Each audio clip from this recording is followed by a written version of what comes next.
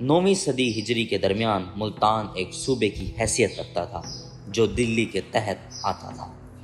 علاء الدین خلجی کے زمانے میں کابل، غزنہ، قندھار پر مغلوں کا قبضہ تھا اور ملتان قندھار کے بالکل سامنے واقع تھا۔ اس کی وجہ سے مغل لٹیرے ملتان پر لوٹ مار کیا کرتے تھے۔ 1443 عیسوی میں ایسی حالت ہو گئی تھی کہ ملتان پر کوئی حاکم نہیں بچا تھا، اس لیے شہر والوں نے شیخ بہاؤالدین ذکریہ کی خانقاہ کے متولی شیخ یوسف قریشی کو حاکم بنا دیا۔ ملتان اور ارد گرد کے مقامات میں ان کا خطبہ جاری کر دیا گیا۔ ملتانیوں کی خوش قسمتی سے شیخ میں حکومت کی اعلیٰ لیاقت موجود تھی۔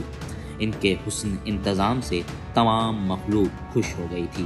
ملتان کے اطراف میں ایک نو مسلم قوم لنگا رہتی تھی جو نسلاً راجپوت تھی۔ اس قوم کا سردار رائے صحرا تھا جو سوئی نامی قصبے میں زمیندار تھا۔ اس کے آباء و اجداد حضرت بہاؤالدین ذکریہ ملتانی اور ان کے خانقاہ کی تبلیغ سے اسلام لائے تھے۔ اس نے شیخ یوسف کو پیغام دیا کہ سلطان بہر اللودھی دلی کی طرف سے ہمیشہ خطرہ لگا رہے گا، اس لیے فوری امداد کے لیے میری قوم لنگا کا دل ہاتھ میں تھام لیجیے تاکہ وہ وقت پر کام آئے۔ شیخ یوسف نے اس کی درخواست منظور کر لی اور اس کی استدعا پر اس کی بیٹی سے شادی بھی کر لی۔ رائے صحرا لڑکی کے بہانے کبھی کبھی آیا کرتا تھا۔ ایک دفعہ وہ اپنی پوری قوم کو ساتھ لایا اور شیخ سے عرض کیا کہ میری قوم کو معائنہ کر کے میرے لائق کوئی خدمت عنایت کرائیں۔ شیخ نے قبول کیا۔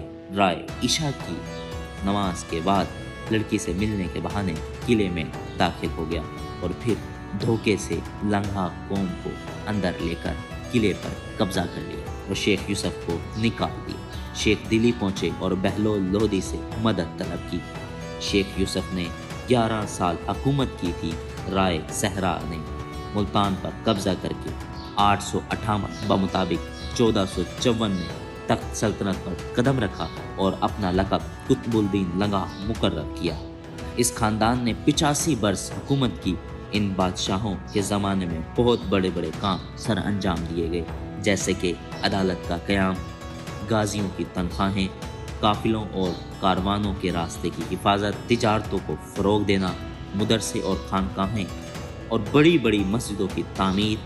ہمسایہ سلطنتوں سے بھی بہتر تعلقات قائم کیے گئے اور ان کی فوج میں مختلف قوموں کے بڑے بڑے سپاہی بھرتی ہوئے، جس سے ان کی حکومت میں اور بھی زیادہ مستحکم ہو گئی۔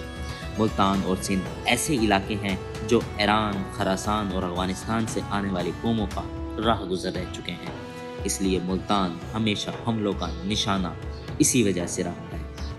یہاں کے بادشاہوں کو اصلاحی کاموں کی بجائے فوجی استحکام کے وقت دولت اور دماغ زیادہ صرف کرنا پڑا، لیکن ان مشکلات کے باوجود ان بادشاہوں کو موقع ملا تو اصلاحی اور تعمیری کاموں کی طرف بے دلی فروغ سے متوجہ ہوئے۔ ملتان نے مدرسوں کو بھی ہر جگہ رائج کیا، جن میں قاضی جامعی کا مدرسہ زیادہ مشہور تھا۔ بادشاہ کو باغ لگانے کا بھی بڑا شوق تھا۔ سلاطین ملتان کی یاد میں آج بھی لنگا خاں کا باغ موجود ہے جو بلدیہ کے زیر انتظام آتا ہے، اور سنا ہے لنگا قبیلے کے مسلمان خاندان آج بھی موجود ہے اور اسی نسبت سے اپنے آپ کو منسوب کیے ہوئے ہے۔